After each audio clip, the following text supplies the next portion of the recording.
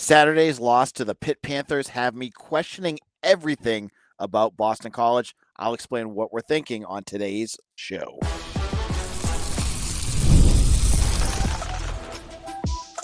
You are Locked On Boston College, your daily podcast on the Boston College Eagles. Part of the Locked On Podcast Network, your team every day. Hello, everyone, and welcome to today's episode of Locked On Boston College, your team every day. I'm your host, AJ Black of Eagle Insider, part of the 247 Network. I've been covering Boston College for over a decade. If you're looking for the latest Boston College news, analysis, and details on your Eagles, you are in the right spot. Locked On Boston College is a free daily Boston College podcast available on YouTube or wherever you get your podcasts. On today's show, we're going to talk about the thoughts on the future of Boston College football and the staff, what is going on after that loss to Pitt, and diving into what was one of the most embarrassing losses in BC history. We'll talk all about that. Today's episode is brought to you by FanDuel. Right now, new customers can bet just $5, and if your bet wins, you'll get $300 in bonus bets to use across the app. Download the app today. And as a special guest today to talk about our show, we always have on Mitch Wolfe. And Mitch is here. We'll talk to Mitch. Mitch, how's it going? AJ, we often talk about how doing the same thing over and over again with expecting different results is the definition of insanity. And the thing about being insane is that sometimes all it takes is really one bad day. Oh my God. I knew about the bag, but did not know about this. If you're not on YouTube, you got to check this out right now. All right, there we go. Now I can hear you better. Awesome. So Mitch has got a surprise for us. He started off with the paper bag. We've got him now in a Joker costume, and he's looking incredible. Mitch, let's talk about it. Why so serious? You had to go that route.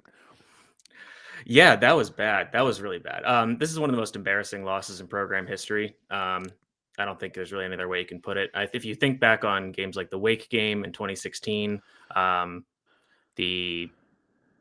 lot of the games in 2022, you at least had elements where the team was good.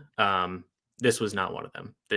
Nothing worked. They didn't get a single break in any way, in any shape or form. And we look at the previous few games, and both of us talked about how you could see how this team was competitive. And it's a one score game. Usually, there's specific things you point to.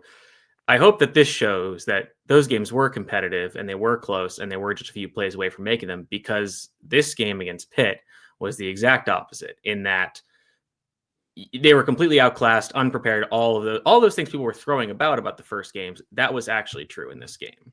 Mm-hmm. Yeah, I mean, this game was ugly from the get-go.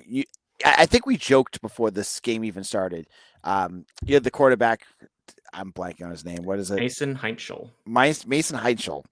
And I saw he was going to get the start over Eli Hallstein. And I was like, well, he's going to go crazy. And we're going to be talking about a true freshman ripping BC apart. And then we find out Desmond Reed, their star running back, is not going to play. And I'm like, okay, well, that's going to happen too. And from there on out, nothing went right for BC. Everything that we expected to go wrong went wrong.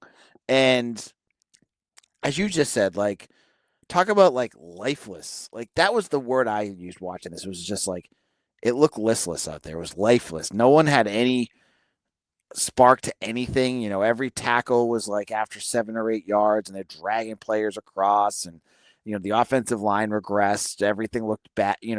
Everything was looking to be a complete mess again for BC. And the fact that you went from 3 straight games of losing by the skin of your teeth to getting your doors blown off by a mid-Pitt team shows you how far behind this team actually really is. Okay, there we go. Sorry, just having some audio issues. What happens when you try to do bits? Yeah. I mean, if we want to talk about Dylan Lonergan, because if you look at the defense, I'll start with that by saying, you look at the injuries, you look at the guys who were playing at least somewhat well for this team, and they were gone. Your Quintavious Hutchins, your Quan Williams, even Davian Crouch had some okay games. You had some moments with Amari Jackson, Cyrus. When you get rid of all of those guys, you're going to be down, getting to the bottom of the depth chart, and that was very clear. And Pitt, even though they were missing Desmond Reed, they still have plenty of guys in the offense that are solid players. But then you look at the offense, and Dylan Lonergan just had a terrible day. And I think we were communicating that, he probably should have been benched earlier, honestly. Yep.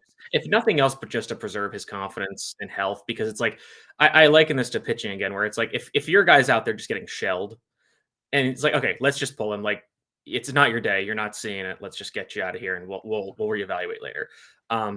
But the problem with him is, we've seen issues where he's not seeing the field well, or he's going on the ball too long, and that's fine. But in this game, he was very inaccurate, and he missed open receivers that were there, and that's a big problem, because that's, at least you could fall back on that and say, hey, like, he can move the ball pretty well. So that wasn't there in this game. So that was a major problem for this offense.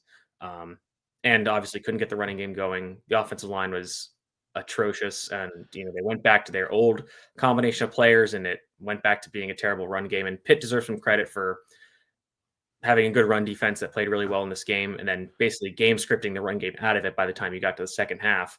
So, I'm not really sure where you go from here, because you need to make a lot of changes. And I'm not, and in the post game press conference, Bill O'Brien said he's not looking at making changes to the coaching staff. And I think of all of the games, I think this is one where you definitely point to the coaching, because they were unprepared. They did not really understand what Pitt was trying to do. They were taking bad angles, making lots of mistakes. And even when they did move the ball in offense, you look at the big throw to Reed Harris, which was, that's a good play. And then the drive stalls out. You get the nice pass to Jeremiah Franklin. He tries to make a play. I'm not criticizing him for that, but then he gets the ball ripped out by Kyle Lewis, who's a great player, and that drive's gone. And then you're taking sacks, you're making mistakes, and going 3 and out every time. So, if you look at the stats of this, I think Pitt had 18 minutes more time possession in this game. So there was just really, BC just couldn't even hold on the ball long enough to mount any serious drives until the final drive of the game. It was embarrassing. I don't know what other word to say. For fans watching, I'm sure for the staff, it was just embarrassing. Like, there just seemed to be no pride in anything that was going on in that game. And, as you said, like, for 3 games, we did our work defending, how close things were. To watch against a team like Pitt, for things to fall apart to that level, like, sure, if you lose 28-0 or something, fine.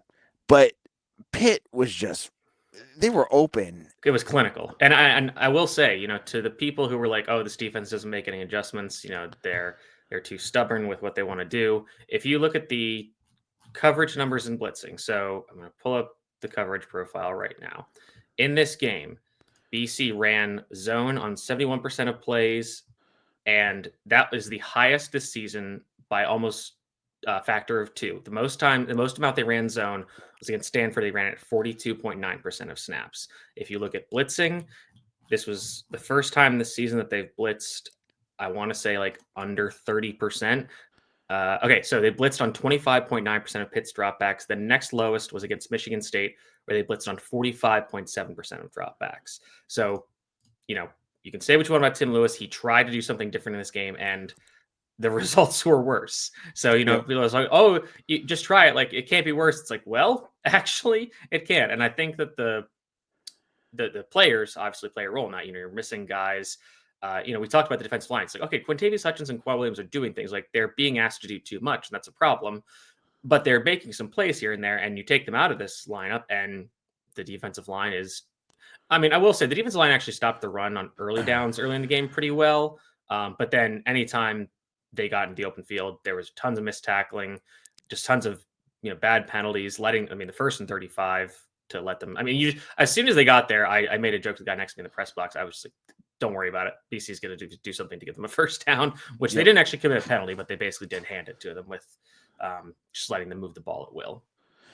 All right. In a moment, let's talk about the staff. What is going on there? Because this is just a gigantic mess, and we're going to have to get into it a little bit more in just a moment. Peloton is shaping the future of fitness with the brand new Peloton Cross Training Tread Plus, powered by Peloton IQ. It's their most advanced equipment yet, designed to give you real-time guidance and endless ways to move, whether you're lifting, running, or cross-training with your favorite instructors. This is training reimagined. Peloton is built for breakthroughs with tools that help you stay plan, stay motivated, and reach peak performance. The swivel screen is a game changer. You can go from running on the Tread Plus to strength training without missing a beat. And the personalized class recommendations keep you engaged. You get workout tailored to your vibe and energy level each week. So let yourself run, lift, flex, and push forward. Explore the new Peloton Cross Training Tread Plus today at onepeloton.com. The Charitable Irish Society has been part of Boston's history since 1737, making it the oldest Irish society in the Americas. With deep ties to Boston College, its leaders and members continue a proud tradition of service. Today, the society is still living its mission, raising thousands of dollars each year to help immigrants in need, Irish and non-Irish alike. Last year, their support helped a family from Northern Ireland who faced a medical crisis and couldn't cover rent and bills. You can be part of that impact. Membership is just $75 a year, and it goes directly to helping families when they need it most. And mark your calendar.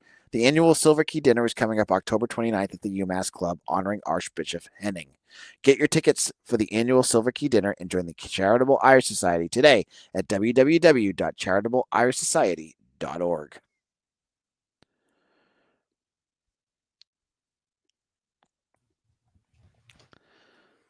Welcome back to Locked On Boston College. This is AJ Black of Eagle Insider, joined by the Joker, Mitch Wolfe. And we are discussing the absolute debacle at Pitt, losing 48-7 to the Panthers. And things aren't looking good. Things are not looking good at all. As we'll get into later this week, Clemson. And oh gosh, do not feel good about that one. But I want to talk about the staff. And I want to rant here for a second. I've said it before, and, I know people listen.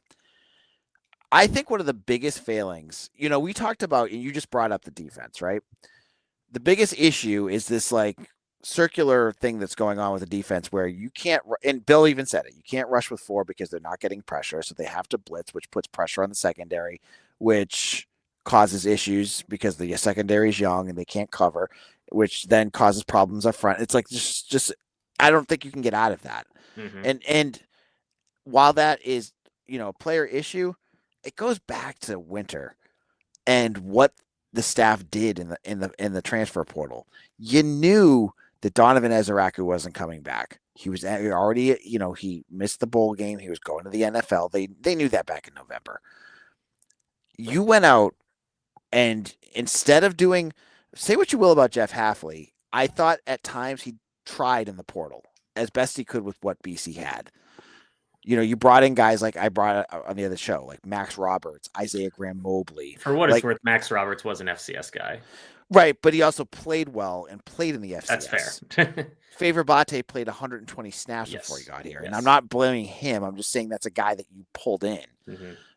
I'm saying, BC didn't do anything really to address what you knew was going to be a problem. You took guys, and if you get another year of Anya Nuisi, and I like Favor Bate, they're fine, but they're developmental guys. Mm-hmm. That's what they are. They need more time.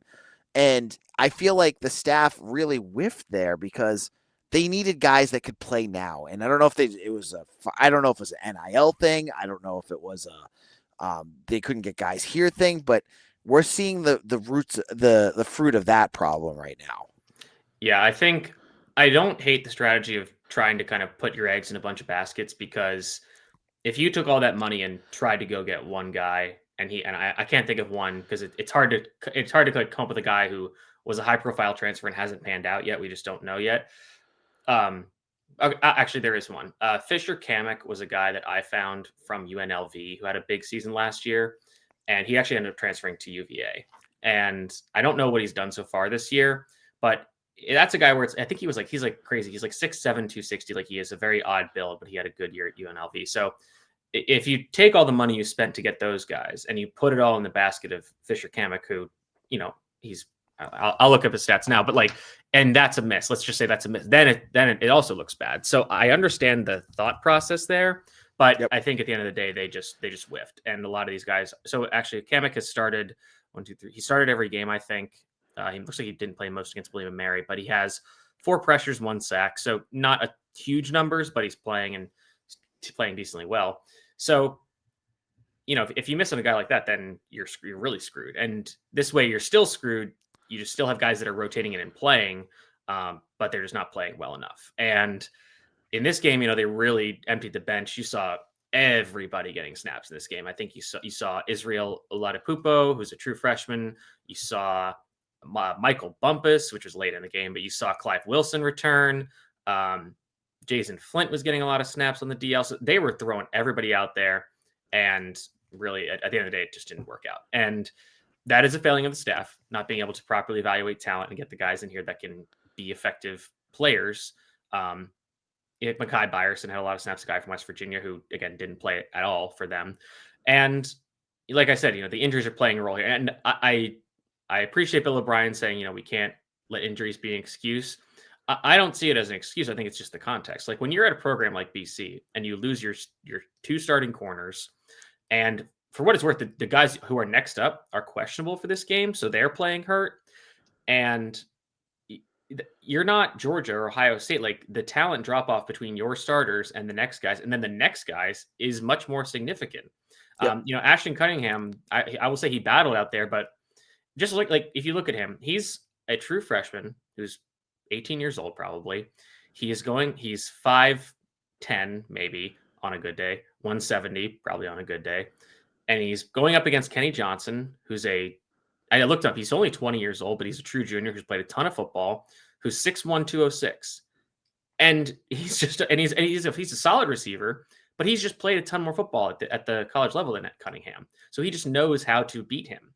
And Kenny Johnson had a career day, just absolutely destroying BC's corners. And, looking at that group, Isaiah Ferris actually had a decent day in terms of keeping guys in check.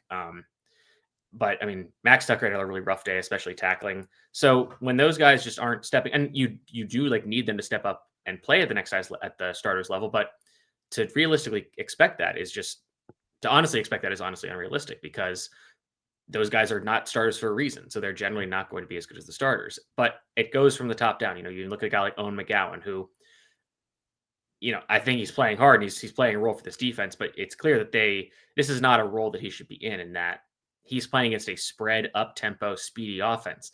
That's not his game. When he was out in zone coverage, he was having struggles to get to the numbers to pursue guys. So they were just out-athleted in this game, which is that is a big problem moving forward. And I think that the coaching does play a role in this. And I talked about how they looked unprepared, and Bill O'Brien admitted the game plan was terrible, and it does fall on him.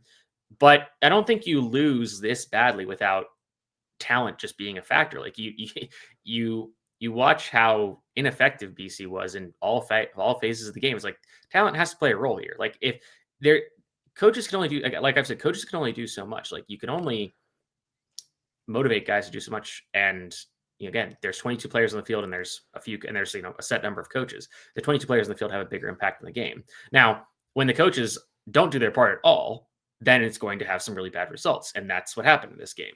So, I realized when I was writing the article and like doing a recap in the press box of this game, I'm like trying to find silver linings, and there just really aren't any, because even, you look at a group like the wide receivers who were okay in this game, but honestly, not really, because that is the strength of this team, but they just didn't make any plays. Like aside from the Reed Harris catch on the second drive.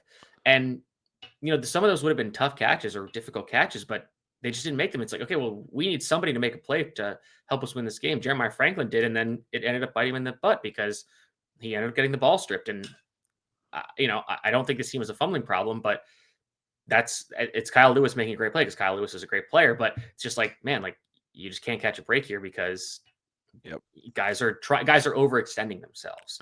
And I think you see that with tackling too. You watch this game back, the angle, and I think this is really a coaching thing.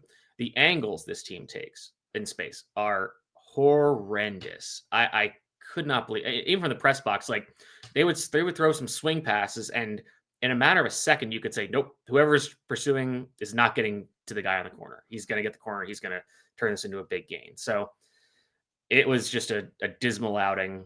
I think that I was surprised when Bill O'Brien was pretty upfront about saying he's not going to make any coaching changes. And I wasn't trying to say, who are you going to fire? It was more so like, hey, like, what are we going to change? Because something needs to change, because whatever we've been doing for the last few weeks is just not working. So you need to change. Like I've said, you cannot do the same thing over and over again and expect different results. It's the definition of insanity, which is why I'm doing this. So you have to make some changes. And he said, we're not going to shift any responsibilities around. And that surprised me, because it's like, well, somebody has to do something, because whatever you guys are teaching in terms of tackling, angles, and like approach of actually hitting people and getting them to the ground, it's not working. Like Max Tucker bounced off several players. It happened to KP Price once or twice. It happened to Omar Thornton, even though he was out there dealing punishment. He missed 3 tackles, but had 10 and had some big hit sticks. So that's nice. But at the end of the day, it didn't really matter, just because guys were out of position. And I think this is the drawback of being like, oh, like play some zone to give the defensive backs a break because they can't keep up with these guys in man. It's like, well, if they don't know where to be in zone, or they don't have the experience of where to drop and what to read, then that's just as bad as getting beaten man, because you are in the wrong place and you're out of position. You can't make the tackle and limit these short passes or short or medium passes to short or medium gains. They're turning into medium and long gains, which is why Pitt was able to move the ball up and down the field with basically no resistance. Yeah. I mean, I started this off by kind of railing on the transfer portal stuff too, but like, I think you're looking at, as you mentioned, like the drop off of talent from starters to the next level. Like, there's a piece there that goes back to Jeff Hafley too. Like, there is not the continuation of talent isn't there. Like, there's just guys that are it feels like it's a jump from guys that can play to developmental players right now. There's no in between. And those guys it'd be fine if they were playing 15 to 20 snaps a game in specific situations where they can be set up for success, but be asking them to play 50, 60. This game was the BC Stevens on the field for 93 snaps. KB Price played 88 of them, the most of any defender on this team. And I still think KB Price is a pretty solid player for what it's worth. But like guys like that, you cannot have guys like, I mean, you're asking TJ Green to be out there for 42 snaps. Cam Martinez started the game and he was out there for 32. Again, Ashton Cunningham out there for 54 snaps. Favor Bate, 52. That's not going to work. You are not going to be able to have success against equal or better teams where you're putting these guys who are rotational, situational, specific players as essentially starters. Yep. And I want to give credit to, like, I think folks were like pinging me, but I think they said it to you too, right? Like, the coaching, Bill's making excuses out there. Like, I don't think he's making excuses. I mean, I think that if you said, I think people were saying, oh, he's making excuses, and then he took all the blame for it. And again, like I said this on our board, like, I don't hate when he says, like, I don't know what to fit. I don't know what's going wrong, because, and I don't hate that, because if he did know, it should, then he would know what to do, and it would have gotten fixed a long time ago. And like we've said, like, I don't think he wants to throw specific players under the bus, because I don't think that does any good. I think if he singled out a player in a press conference, saying like, this guy is not a good player and we shouldn't be playing him, what good does that do? I just don't think that's helpful to anybody. So yeah, I don't really know what else you can expect from him to say. Like, I think he's saying he took responsibility for the loss, and I think he was so defeated in the press conference because it was so bad, but it was drawn out over the entire game that he didn't even have time to like hold on to his anger, where he's just like, yeah, we're getting the crap beat out of us today, and it's on him. Like, I think he knows it's on him. Like, he's got to figure something out, and we don't know what it is. I mean, he still hasn't figured it out yet. So. Oh, what are we, halfway through the season now? We got another. Someone said you'll be doing this for 2 more months. I'm like, oh my gosh. Yep. This is gonna be brutal. All right, Mitch. In a moment, we're gonna talk about where things go from here. We'll talk all about that in just a moment. This episode is brought to you by Square. Your favorite neighborhood spot runs on Square. There are certain businesses that make the neighborhood the neighborhood. These are the places that become an extension of the home. Whether it's the sports bar dedicated to your favorite team, or the spot where the best wings in towns for game day, or that beloved local chain that's been rooted in your community for years. These businesses are what bring people together. When neighborhood businesses thrive, the whole neighborhood thrives. I love myself some Shake Shack. There's one near BC. They've got great burgers, fries, and milkshakes. That's where you're going to go. If you're going to watch the game at home, hey, maybe you don't want to make it to Alumni Stadium anymore. This is the place to go. Now, Square is a proud partner of more than 4 million neighborhood businesses around the world. You can go to square.com/go/lockedoncollege to learn more. But before you do, go support your favorite neighborhood spot. You'll be happy you did. Square, see you in the neighborhood.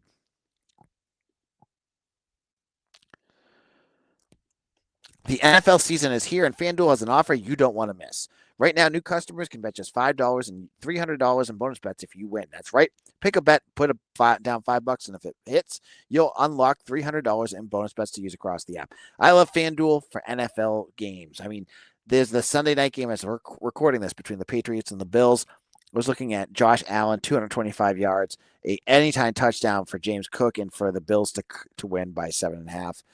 It's 6-3 Patriots at halftime, so I'm not looking great there. But hey, I've hit on a few others before too that do defy the odds, and those are always fun. So what are you waiting for? Visit FanDuel.com to download the FanDuel app today and get yourself started.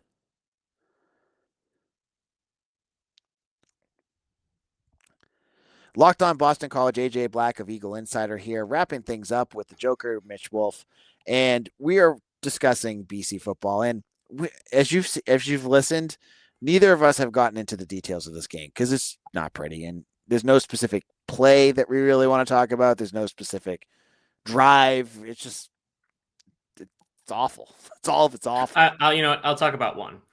This is the first drive out of the second, out of halftime. Pitt gets the ball first. I forget exactly what happens in the first play. I think it might be an incompletion or like a run for no gain. Next play, TJ Green breaks up a pass on an RPO, and then Favor Bate gets the sack. Great. Pitt punts the ball back to BC. They have pretty good field position. Start the drive off with a play action check down to Jordan McDonald, picks up a decent amount of yards. Run to Jordan McDonald, picks up 9 yards. Run to Jordan McDonald again, picks up the first down. And then they get in this formation and this personnel group where they have 2 tight ends. They have Ezekiel Moore kind of in the backfield in like a wing alignment. And they have Reed Harris and VJ Wilkins on as the 2 wide receivers to the left. And they have Reed Harris in the slot, but he's on line of scrimmage. And they have VJ Wilkins further to the left. They motion Wilkins in. And at that point, I'm sitting there, I'm like, this is going to be a play action deep shot where they're trying to hit a big, probably 2 posts. I haven't done the film yet, and I don't remember the exact routes because I was watching the quarterback, but it's probably due deep post or some kind of dagger concept. And I was like, they better hit this, otherwise he's getting sacked. And that was the play that Dylan Lonergan got strip sacked because there was a late rusher as a linebacker who wasn't counted for. He just charges through the gap, strip sacks Lonergan, and then any hope. Like it was 31-0 at that point. You're like, okay, maybe BC can at least make this respectable. They can turn this drive into something. Strip sack there, like, nope, that's it. It's over. So that's the one thing and that's a Will Lawing issue where this is something I've talked about where it's like, I do feel like he is not adjusting the offense and teams are keying in on what he wants to do. Where the way he sequences plays, I feel like just very obvious. I haven't seen the film yet, but I still feel like he's not building enough like counters off of what he wants to do at part of BC's base offense. There's just not enough creativity there. But at the end of the day, like it also goes back to that they can't run the ball at all because the offense and they're setting up. They gain no yards or lose yards in early downs, and they're in obvious passing situations. And in previous games, Dylan Lonergan has been able to bail them out sometimes with accurate passing. And in this game, he didn't do that at all. And that's why BC fell behind so much. Do we want to talk about the offensive line for a moment? We can. I mean, I'm just surprised that they went back to the exact same combination that very clearly could not get it done. So, and I understand not wanting to throw another true freshman out there, again, especially against a Pitt defense that is pretty salty. But I just feel like you've just seen it. It's just pretty obvious on film that Logan Taylor is not a guard. And I don't understand why they keep going back to that. I have to watch the film back to see about Kevin Klein's pass protection, but that has been an issue for this team. And I think Pitt deserves some credit for being a stingy run defense. They have their line is solid as a unit. I don't think they have a real game record as an individual player, but the whole group is very solid. Like that's a group that goes 2 or 3 deep of guys that are really, really good. So that's part of it. And again, BC got game scripted out to the point where they just were running the ball was a non-starter and they had to abandon it. But yeah, I mean, I just don't get what's going on there. All right. We have how many games left? 7. See, it feels like a lot. What? I don't know. I think we could go back and listen to all our predictions at the beginning of the season, and you could do the Joker laugh for that because that was terrible. Where do things go from here? Like I think the phrase that Bill O'Brien said, I think it was, I forget at what point in his press conference, but he said we need to reevaluate everything. And I think that goes from the top down of the entire football program and going up to the administration, because what is being put into this program is not enough to field a competitive winning team on a consistent basis. And some of that is O'Brien's fault, but some of it is also the administration's fault. There needs to be more money invested in this program. You need to maximize it because BC, again, like BC is not the kind of place where you can skimp and hope to get by. And you might have a decent year there, here or there. But with the way college football is now, you need to maximize revenue sharing to get on a level playing field with your similar programs, your Wake Forests, your Syracuses, your Pitts. You cannot hope to cheap out on this and expect the same results that you had in the early 2000s. The landscape has completely changed, and it goes beyond NIL. It's not just that; it goes into investing more money into programs so they can have a larger coaching staff. Because I think that's a big thing. I just think they need more coaches. Guys, or at least guys that are named. Like, I'm sure there's plenty of assistants or quality control coaches. We just don't know who they are. And I think you need to get more guys in there to help out with stuff, to have more ideas, to give Will Lawing some more ideas about, okay, hey, let's try this. Let's do this concept. Let's have somebody else to like do some more offensive line technique stuff. Let's get another guy in so we can have somebody that just coaches the safeties. So Matt Thurin doesn't have to coach the special teams and the safeties, which I still believe that is contributing significantly to this team's tackling problem, because he is having to pull double duty here, and that is leading to the tackling problems, or it's part of the tackling problems in my opinion, and that's something that needs to be fixed. So that's where it starts, and once we get to that point, then I think then you can start drilling down into what coaches are doing specifically and what they're contributing and what BC is doing schematically. But at this point, the season is pretty much all but lost. You just have to hope you can pull out some decent wins against some rival programs that are maybe also in similar states, but that's not a given anymore. So you are kind of looking at next year now and how this program moves forward in the future, because whatever they did this offseason, it blew up in their faces. It did not work. So they need to go back to the drawing board, start at square one, and say, okay, if we want to compete meaningfully for a playoff spot, because I'm not saying BC can compete for that every year, but you can put together a program structure where it's like, when we get everything rolling, this team can get a playoff spot as an at-large, probably not make the ACC championship or anything, but you need to get to a 10-2 season. You might be able to get there. So that needs to be the goal, to at least do that every few years. And if they continue on as this program is currently constructed, that is never going to happen. So and I think that, maybe you want to wait until November to get that process started, but no time like the present. There's really nothing else to do. So get on it, figure out some things about how you can support the program more from an administrative perspective, and then, start playing for the future. And I don't really know if making coaching change is the right move yet, because again, I think there's a lot of extraneous factors that are not necessarily, you don't necessarily have to blame Bill O'Brien for, but there are a lot of concerning signs that it's like, okay, I'm not sure that this is going to work or it's going to change. So yeah, you have to keep that in mind, because at least just like the inability to win games on the road and pull this team out of a tailspin. You see, I think that the Virginia Tech game was the one exception, because you had some weird turnovers, but basically every time this team has been in a lead and blows it, they can't come back from. The Syracuse game last year might be the one exception, but they're not able to come back. If they get down, or if they blow a lead, they're not able to regain it. If they get down by a lot, they're not able to mount a comeback. So this is a big problem. And there's a lot. I mean, again, there's a myriad of problems, and it's really hard to focus on one, because really just everything is about as bad as it can be. Hence why I am done up like this. Yep. Mitch is going to have to go out in a couple minutes and wash his face, because gosh, that's a lot of makeup, it looks like. Yeah, I mean, introduce a little anarchy. But I think I mentioned on yesterday's show, the glowing beacon of hope is Father Jack. Like, this is a guy that has said over and over again that he wants to win here. He's gonna you need it from the top. Someone who's going to put more money into a program so that you don't have these issues, and support O'Brien and his staff.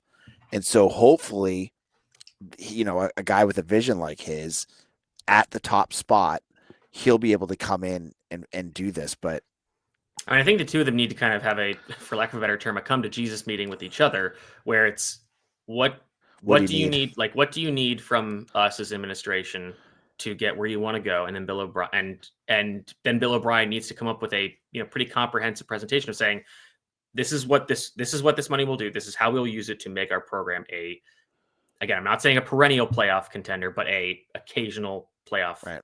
get them occasional playoff berths that can maybe lead to something special. All right, Mitch. If you're not watching this on YouTube, you're missing out. I promise people on Twitter this was a must-watch episode. You have to watch this one on YouTube. If you have Apple Podcast, Spotify, whatever, go to YouTube and watch this. Like, comment, subscribe, all that good stuff. Where can people find your work, Mitch? You can find me at Mitchell T. Wolfe, WOLFE on Twitter. I'm not sure I can really change to the BC Joker at this point. So we'll see about that. And then check out our work at Eagle Insider. I'm probably going to write something to the effect of that last rant about where the program grows from here. We'll have that going as I'm still waiting for film. My film guy is moving this weekend, so he's had some internet problems. But then we'll get the film up, and then it's on to Clemson. And then we get to talk about the really fun stuff. There was a 14-point spread I just saw on FanDuel. That's it? That's it. Yeah. No. Oh, man. Wow. Yep. Okay. Yep. All right. We'll talk about that later this week. Yep. And you can follow me on Twitter at AJBlack247. You can hit the like and subscribe on YouTube. Check me out on Eagle Insider. I've got the Pro Football Focus grades, which I just did the office. I haven't looked at defense yet. We'll be getting that up there. I'll have quotes from Bill O'Brien from the post game and all sorts of good stuff. I'm telling you guys, I took a day off today. I was like, I ended up going to see Gabby's Dollhouse, the movie with my 4-year-old. And it was cleansing. It was cleansing to just get out and watch something nice and have my daughter get excited about something. So thank you all for listening. We'll see you all again tomorrow for another episode of Locked On Boston College, your team every day.